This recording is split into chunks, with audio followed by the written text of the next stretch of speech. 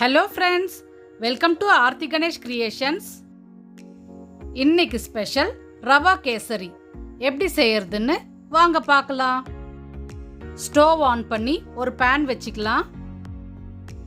1 table spoon நெய் சேர்த்துக்கலாம்.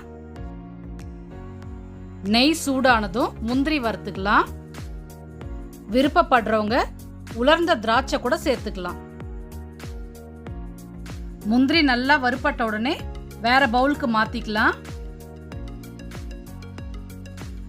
முந்திரி வறுத்த நெய்யிலேயே 1 கப் ரவையை வறுத்துக்கலாம்.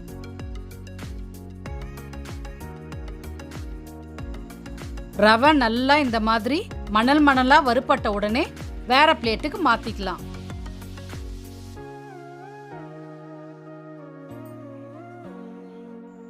தண்ணி பாத்தீங்கன்னா நிறைய பேர் 1:3 ரேஷியோ ஃபாலோ பண்ணுவாங்க.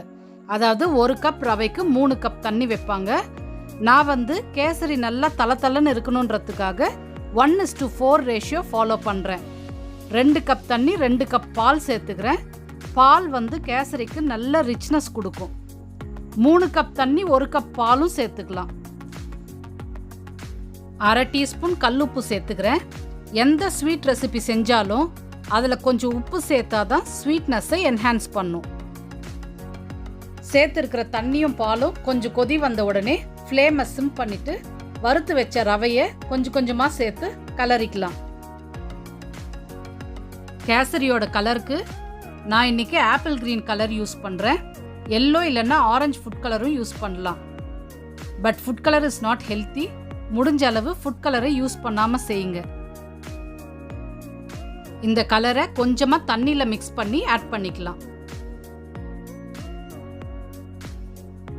இப்போ இதை நல்லா கலரிக்கலாம். கேசரியை கலர் இல்லாமல் வெள்ளையா சாப்பிட்டாலும் நல்லா தான் இருக்கும். அப்படி உங்களுக்கு கேசரி கலராக தான் இருக்கணும்னா கலருக்காக ஹாட் வாட்டரில் கொஞ்சம் குங்குமப்பூவை கொஞ்ச நேரம் ஊற வச்சு சேர்த்துக்கலாம். ஒரு மூடி போட்டு ரவையை நல்லா வேக வச்சுக்கலாம். 1 அல்லது 1.25 கப் சர்க்கரை சேர்த்தாலே இனிப்பு திட்டமாக இருக்கும். நான் 1 கப் சேர்த்துக்கிறேன். அவங்க சுவைக்கு தகுந்த மாதிரி சேர்த்துக்கங்க. கூடவே ஏலக்காய் பொடியை சேர்த்துக்கலாம். நான் 100 கிராம் ஏலக்காய் கூட 2 டீஸ்பூன் சர்க்கரை சேர்த்து மிக்சியில் பொடிச்சு ஒரு ஏர்டைட் பாக்ஸில் போட்டு ஃப்ரிட்ஜில் ஸ்டோர் பண்ணிக்குவேன். எப்பெல்லாம் ஸ்வீட் ரெசிபி செய்கிறனோ அப்போ எடுத்து யூஸ் பண்ணிப்பேன். ஏலக்காவை சர்க்கரை கூட சேர்த்து அரைக்கும் போது நல்லா அரைப்படும். எல்லாத்தையும் நல்லா கலந்துக்கலாம்.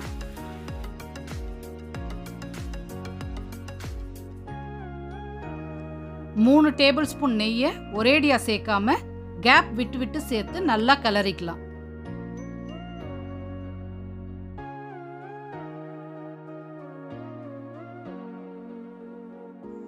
எவ்வளவுக்கு எவ்வளோ நெய் சேர்க்கிறோமோ அந்த அளவுக்கு கேசரி ஒட்டாமையும் டேஸ்டாகவும் இருக்கும். வறுத்து வச்ச முந்திரியை சேர்த்து நல்லா கலரிக்கலாம்.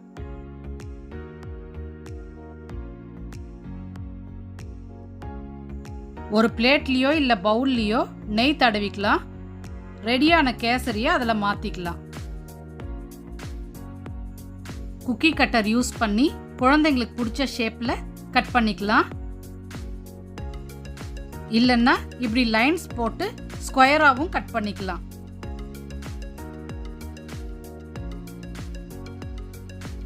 சூடாக இருக்கிறதுனால என்னால் இப்படி வச்சு ஷேப் பண்ண முடியல.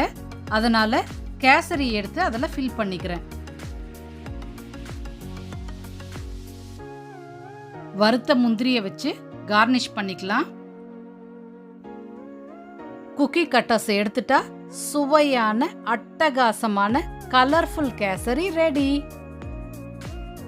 ரொம்ப சிம்பிளா ஈஸியா குயிக்கா செய்யக்கூடிய ஸ்வீட் ரெசிபி இது. கண்டிப்பா ட்ரை பண்ணி பாருங்க. இந்த வீடியோ உங்களுக்கு பிடிச்சிருந்தா லைக் பண்ணுங்க, ஷேர் பண்ணுங்க, மறக்காம சப்ஸ்கிரைப் பண்ணுங்க.